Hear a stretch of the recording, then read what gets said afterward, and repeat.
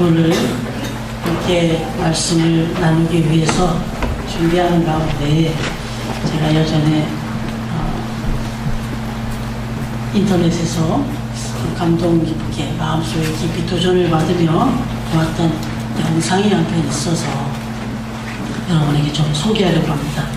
아마 지선아 사랑해라는 책으로 또 많은 분들에게 알려졌던 그런 내용입니다. 이지선이라고 하는 양의 그 간증이 담긴 영상인데 준비가 되셨나요? 네, 그러면 좀 틀어주시면 이 영상 한 5분 정도 됩니다. 이 영상 같이 보시고 오늘의 말씀을 함께 나누도록 하겠습니다.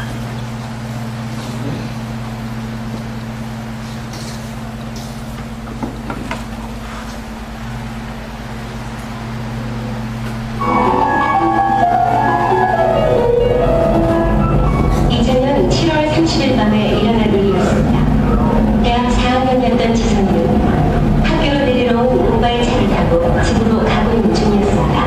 오빠, 내일은 친구도 만나야 되고 성과도 연습도 있고 할 게 너무 많아. 시험 시험에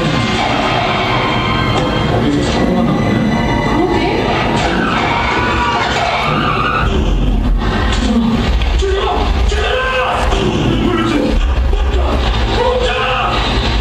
한 음주운전자라는 사고였습니다. 난실의 상태에서 운전하다가 지선이가 다친 사고가 것입니다.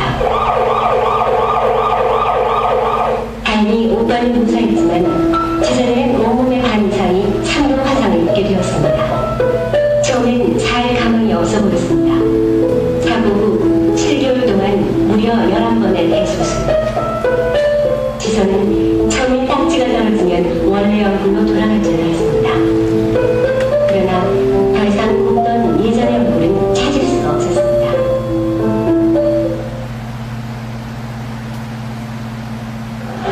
얼만큼 다쳤는지는 알기까지 한 반년이 걸렸어요, 진짜로. 그리고 화상이 얼마나 무서운 건지 알기까지 좀 엄청 시간이 걸려야 알 수 있었는데, 공목 보다가 딱 봤는데, 그 뒤에 화면이 이렇게 어두운 색이었던 거야, 그 종이가. 그래서 얼굴 딱 비치는 거야. 너무 놀라서. 그때는 그냥, 일단 너무 충격적이었고, 아니야. 잘 봐서 이렇게 해서 잊어버리려고 막 했었고, 그랬었죠. 엄마! 괴물 같아! 괴물인가 봐! 저 이렇게 어떻게 살아요? 어떻게 사냐고요? 하나님 제발 저 좀 사람 만들어주세요. 제발! 사랑하는 딸아라고 부르셨어요. 너를 세상 가운데 반드시 세우리라라는 약속과 희망, 병들고 약한 자들에게 희망의 메시지가 되게 하리라는 그런 약속의 말씀을 주셨어요. 소망이 생기고 마음에 믿음이 생기기 시작했어요. 오정은 양손 손가락 절단 문서 쓰셨죠? 엄청 많이 하는데요? 양쪽 손가락 8개를요? 지선아, 이리 어쩌니? 엄마! 울지 마! 엄마! 그래도 좀 아픈 게 낫잖아. 그거라도 감사해야지. 그러니까 엄마 울지 마. 알았지? 제가 착해서 이걸 잘라도 되고 저걸 잘라도 되고 그게 아니잖아요. 제게 남겨주신 것들에 대한 감사를 할 수 있는 마음을 주셨어요. 이 손을 다 잃을 수도 있는 거고요. 이 팔을 다 잃을 수도 있는 건데 남겨진 손으로 하나님께서 정말로 기도대로 쓸 수 있는 손이 되게 해주셨어요. 처음에 엄지손가락이 이렇게 까딱할 때 너무너무 기뻐서 막 눈물이 나더라고요. 그 뒤로 이 손으로 세수하고 고백할 수 있어서 감사하고 저 글씨도 너무너무 잘 쓰거든요. 가지고 막 큰 서점에서 사인회 같은 것도 하러 다니고 사인도 얼마나 멋있는지 몰라요. 사인도 하고 이 손으로 사진도 찍고 못하는 게 없어요. 하나님께서 저 취미생활까지 다 할 수 있도록 만들어주셨고 무엇보다 이 손이 부끄럽지 않은 마음을 주셨어요. 그래서 한 번도 이 손이 부끄럽다거나 숨기고 섬기고 싶다거나 그런 마음이 없이요. 교회에서도 하나님께 이 손들고 찬양하면 더 기뻐하실 것 같아서 옆에 손들고 찬양하고 또 인사하고 악수하고 사진 찍을 때마다 약간 유치하지만 이렇게 불도 그리면서 네, 승리이기 때문에 그렇게 사진을 찍고 그래요. 또 힘든 날들이 또 있겠지만 지금도 여전히 또 그럼에도 불구하고 진짜로 그것까지 다 하나님께서 해결해 주실 거고 만족시켜 주실 거고 또 하나님의 뜻을 이루실 겁니다. 오늘 하루 진짜로 살아있어서 참 감사합니다.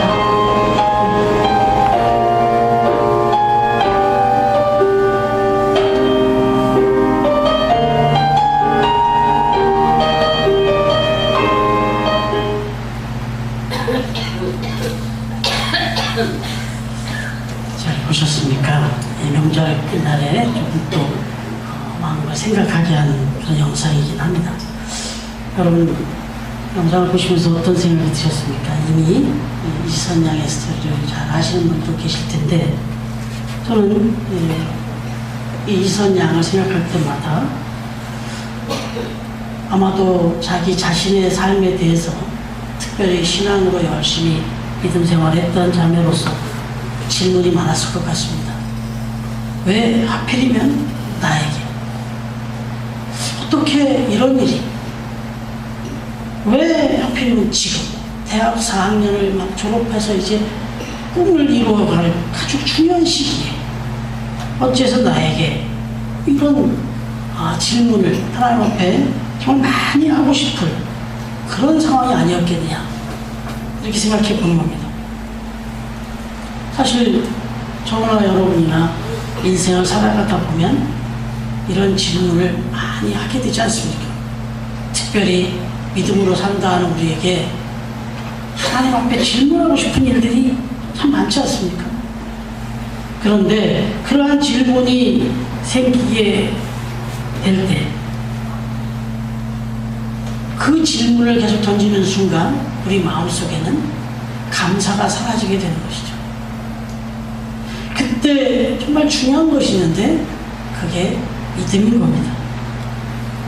바로 선한 목자 되신 주님에 대한 신뢰가 있을 때 이 모든 질문들을 다 내려놓을 수가 있는 것이죠. 일본의 나병 환자들의 어머니라 불리는 다마키라고 하는 여인이 있습니다.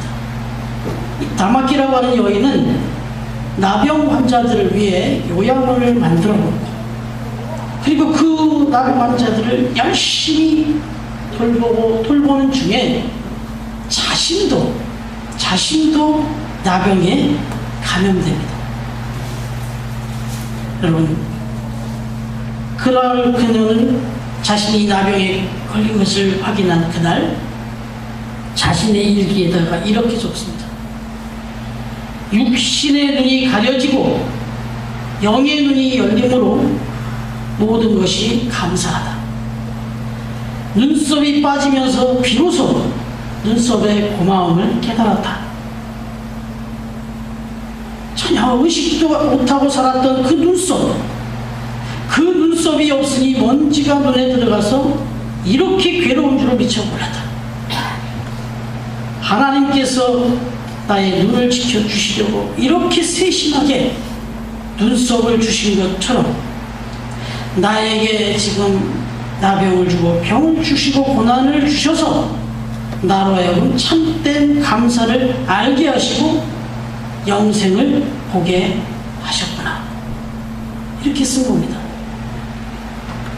여러분, 우리 마음속에 일어나는 크고 작은 여러 가지 불평, 불만들이 있을 수 있는데 이걸 바꾸고 생각해 보면 실은 이게 다 감사할 일들이라는 의미가 되겠죠.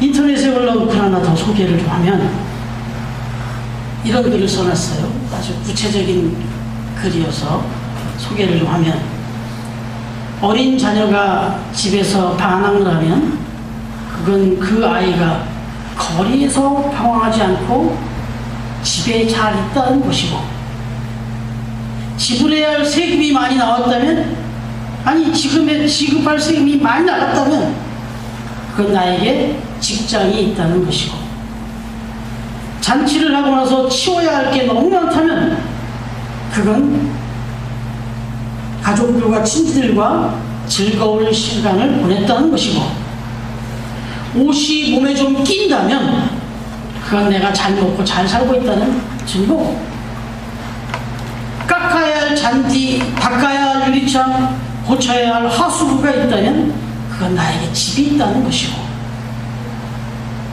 정부에 대한 불평, 불만의 소리가 많이 생겨온다면 그건 이 나라가 언론의 자유가 있다는 뜻이고,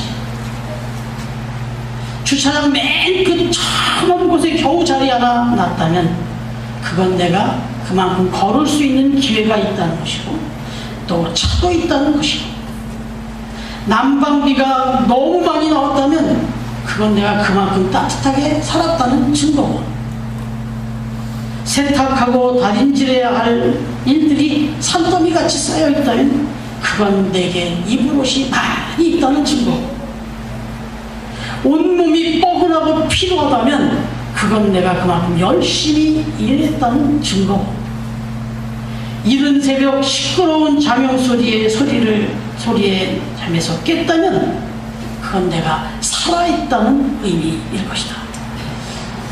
여러분, 이거 누가 썼는지 우리 그냥 스쳐 지나 보내고 어쩌면 불평하고 있을 내용들을 이렇게 바꿔놨습니다.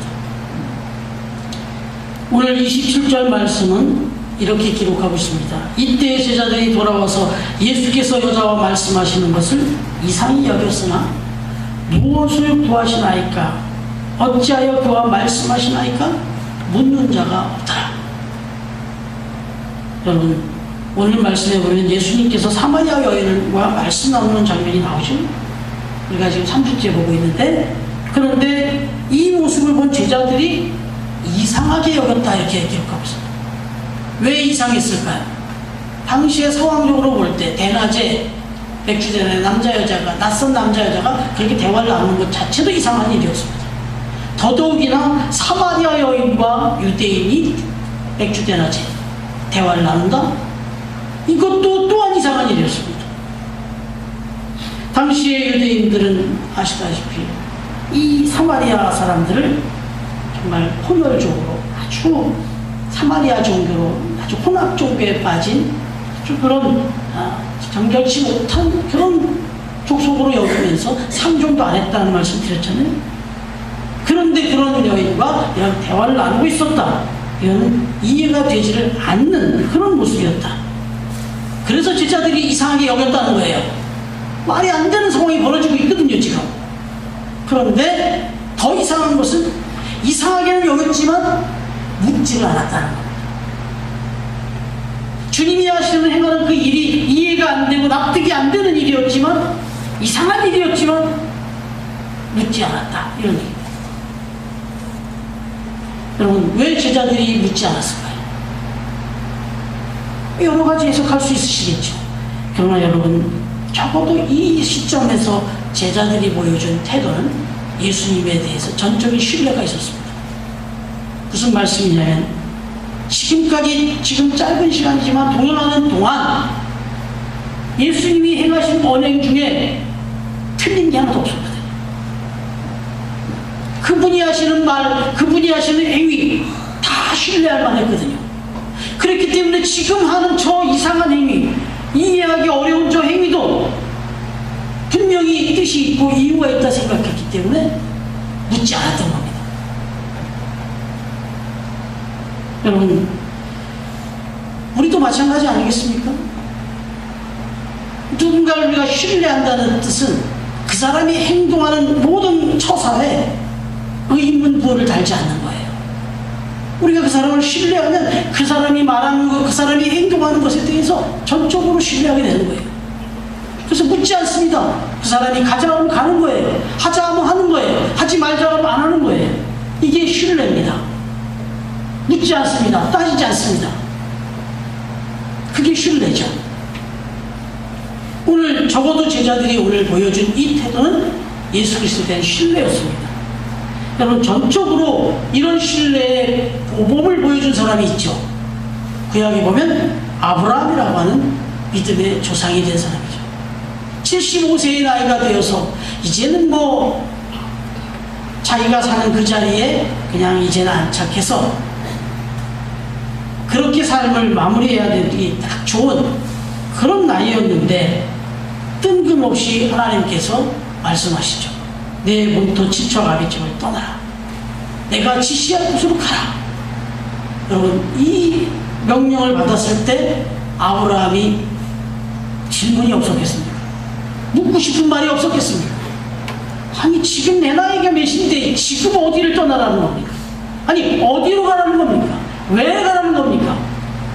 묻고 싶지 않았겠습니까? 그런데 성경에는 아무것도 묻지 않았다라고 기록하고 있습니다. 그냥 그 명령에 순종해서 고향을 떠났다라고만 기록해주고 있습니다. 여기에는 하나님에 향한 아브라함의 절대 믿음이 있었다. 이해할 수 없지만, 내 생각과 너무 다르지만, 그러나 말씀하시는 그 하나님에 대한 신뢰 가운데 그냥 나아갔다는 거예요. 그리고 성경은 우리에게 그 이후 사건을 소상하게 기록해주고 있습니다.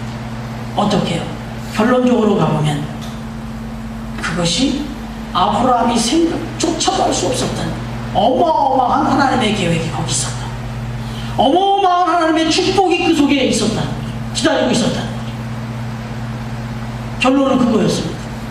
묻지도 않고 따지지 않고 하나님이 이끄신 대로 갔더니 거기는 내가 생각할 수도 없었던 하나님의 놀라운 계획이, 은혜가, 축복이 기다리고 있더라. 여러분, 저 광야에서 예수님께서 말씀을 전할 때 수많은 사람이 몰려들었습니다. 장정 남자만 5,000명이 넘는 사람들이 모였다고 했습니다. 아이들, 여인들까지 하면은 그냥 막 어린 자와도 10,000명, 20,000명에 가까운 어마어마한 인원이 모였다고 성경은 기록해 주고 있습니다. 그런데 때가 되면 저녁에 이제 식사를 좀 나눠야 되는데 이 많은 사람들이 어디 가서 뭘 먹겠는가? 그때 주님께서는 제자들에게 말씀하십니다. 너희가 먹을 것을 줘라. 지금 주님이 말씀하실 때 확인된 음식이라고는 오병이어 뿐이었습니다. 소년이 먹을 도시락 하나, 떡 5개, 물고기 2마리가 다였는데 이걸 가지고 너희가 먹을 것을 줘라.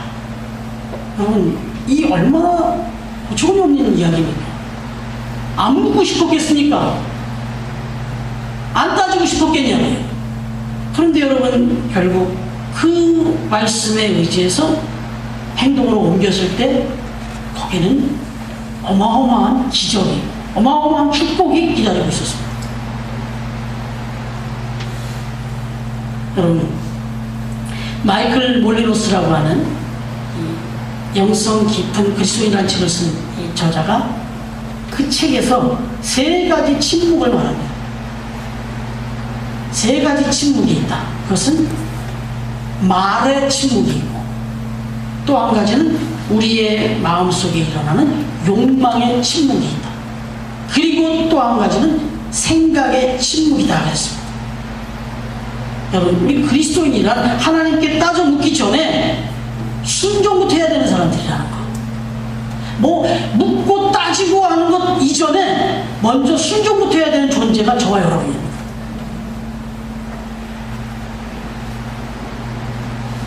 여러분, 정말 인간이 태어나서 이 말을 배우는데, 제가 한번 수련회 가기 전에 경청에 대해서 특강하면서 말씀드렸죠. 인간이 말을 배우는 데는 얼마 정도는 다 배운다고? 5살 되면 다 배웁니다. 말하는 방법을. 그런데 침묵하는 훈련은요, 평생 걸립니다. 말을 배우는 데는 뭐 한 5년 정도면 어느 정도 배울 수 있다고 하는데, 특별히 하나님 앞에서 침묵을 배우는 데는 수십 년도 더 걸립니다. 침묵은 그래서 믿음의 표현이라고 말합니다. 침묵은 결국 순종으로 연결되고 순종은 믿음이 되어서 우리를 하나님의 축복 앞으로 인도하더라 이거죠. 침묵이 순종으로, 순종은 믿음으로, 믿음은 축복으로. 바라기는 오늘 이 자리에 함께 예배하는 저와 여러분이 우리의 인생의 어떤 문제 앞에서도 하나님 앞에 침묵하며 순종하며 믿음을 합하여 마침내 하나님이 예비하신 축복을 저와 여러분의 삶의 축복으로 받아들이는 복된 은혜가 있기를 축원합니다. 여러분, 오늘 본문 내용을 한번 가정해 보십시다. 만약 여기 이 사마리아 여인이 폭염을 무릅쓰고라도 이렇게 대낮에 홀로 나와서 우물을 찾아야만 했다. 다른 사람의 눈을 다 피해야만 나와서 물을 길어야만 하는 이런 비련한 여인이 아니었다면 어쩌면 그날 이 사마리아 여인은 이 우물 가서 주님을 만날 수 없었을지도 모른다. 이 가정 되지 않습니까? 아니 여러분, 이 여인이 5명의 남편이 있었다고 하는데 정말 이 여인의 바람이 왜 없었겠습니까? 그 만나는 남편마다 그 바람이 왜 없었겠습니까? 이번에 이 남편만큼은 정말 마음에 아파하는 정말 좋은 남편이기를 왜 기대 안 했겠습니까? 그런데 참 얄궂게도 만나는 남편마다 마음이 너무너무 힘들었습니다. 그래서 5명의 남편을 보내고 그렇게 지금 이렇게 힘겹게 살아가는 여인이 되었습니다. 그런데 그 5명의 남편 중에 단 1명의 남편이라도 정말 마음이 아픈 남편이어서 만나가지고 그래서 그 남편의 덕을 입어 정말 안방마님이 되어서 정말 부족함이 없이 그렇게 지내는 여인이었다라고 우리가 한번 우리의 바람대로 가정해 본다면 과연 메시아 되신 주님을 만날 수 있었을까? 아니 지금 이 예수님 당시에 많은 유대 부인들처럼 목이 곧고 그렇게 형통함 속에서 어깨에 힘을 주며 나름 삶을 향유하며 그렇게 살아가다가 보니 메시아가 앞에 와도 메시아임을 발견할 수 없었고 감히 받아들이지 못했던 그 여인 중에 한 사람으로 전락했지 않았을까? 충분히 예상해 볼 수 있지 않습니까? 여러분, 어떤 면에서 이 여인의 이 삶의 번민과 질문이 많을 수도 있었던 바로 그때 이분은 침묵하는 가운데 주님을 만났습니다. 그리고 이 여인은 이제 그토록 감추고 싶었던 자신의 부끄러운 삶을 다 드러내놓고 그것도 자신이 그토록 피해 다녔던 그 동네 사람들을 직접 찾아가서 마음껏 선포하고 증거하는 이런 당당한 여인이 되었다.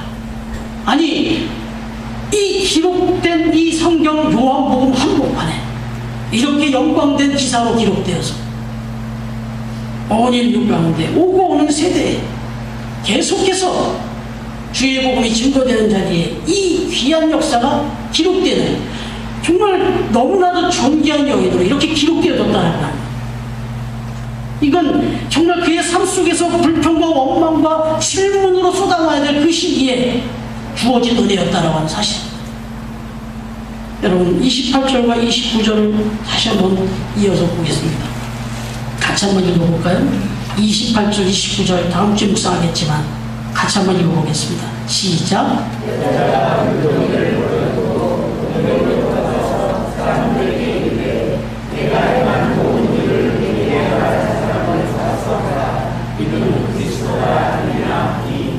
여러분, 그토록 눈물과 한숨과 그리고 고통스럽게만 여겨지고 결코 이해하기 어려웠던 자신의 삶이었겠죠. 그래서 꼭꼭 묻어두고 싶었던, 숨기고 싶고 감추고 싶었던 자신의 삶이었겠죠. 그런데 놀랍게도 바로 그런 비천한 삶, 그렇게 가슴 아픈 삶, 눈물겨웠던 그 삶 속에 메시아 되신 예수 그리스도를 만나게 해주시기 위한 하나님의 은혜가 담겨 있었다는 사실을 깨달았을 때 이 여인은 얼마나 감격하고 얼마나 깊은 찬양을 물동이도 다 집어던지고 그토록 피해다니던 그 동네 사람들 향하여 나아가서 내가 왜 그들을 만나는가, 내가 메시아를 만나노라 이렇게 외칠 수밖에 없었던 이런 감격스러운 여인이 될 수 있도록 자신의 그 눈물겹고 그 고통스럽던 삶이 결코 불행이 아니고 축복이었다는 사실을 깨달았으니 여러분 묻지 않은 것이 감사죠. 따지지 않은 것이 감사죠. 오늘은 어느덧 10월의 둘째 주일입니다. 올해도 벌써 4분의 3을 살았습니다. 지금까지 베풀어 주신 하나님의 은혜를 한번 생각해 보시면서 기꺼이 감사하실 수 있도록, 아울러 아직 해결되지 않은 문제들이 있으십니까? 아니 이 문제만큼 꼭 해결해 줬으면 좋겠는데, 그래서 하나님 앞에 언제 어떻게 해결해 주시렵니까? 묻고 또 따지고 싶은 그런 문제가 있으십니까? 여러분, 오늘 본문 속의 사마리아 여인처럼, 오늘 제자들의 모습처럼 묻지 않다, 묻는 자가 없다, 주님을 신뢰하는 믿음으로 오히려 그것까지도 감사의 제목으로 삼을 수 있는 그런 성숙한 성도들이 되실 수 있기를 바랍니다. 바라기는 주님을 신뢰하는 믿음 가운데 주님의 놀라운 섭리와 은총을 날마다 깨달으면서 날마다 범사에 감사하면서 살아가는 저와 여러분, 이 복된 새로운 성도들이 다 되시기를 주님의 이름으로 축원합니다. 기도하겠습니다. 하나님 아버지 감사합니다. 오늘 이 아침 복된 명절을 보내고 주 앞에 찾아나와 예배합니다. 참으로 복된 명절, 행복한 명절을 보냈지만 또 때로는 가슴 아픈 마음, 또 여러 가지 불편한 마음도 없지 않았습니다. 그러나 때때로 하나님 앞에 묻고 싶고 따지고 싶고 정말 내 삶에 물음표가 많이 붙지만, 그러나 하나님 앞에 그 순간 순종으로 믿음으로 그렇게 나아갈 때 그 뒤에 기다리고 있는 하나님의 놀라운 은혜와 축복, 바로 그 은혜와 축복이 나를 향한 하나님의 은혜와 축복임을 기억하면서 오늘도 기꺼이 감사와 또 기대와 또 설렘과 그렇게 은혜 가운데 또 이 한 주간을 기쁘게 출발하는 우리 모든 성도들 다 되도록 축복하옵소서. 감사드리며 예수님의 이름으로 기도드립니다. 아멘.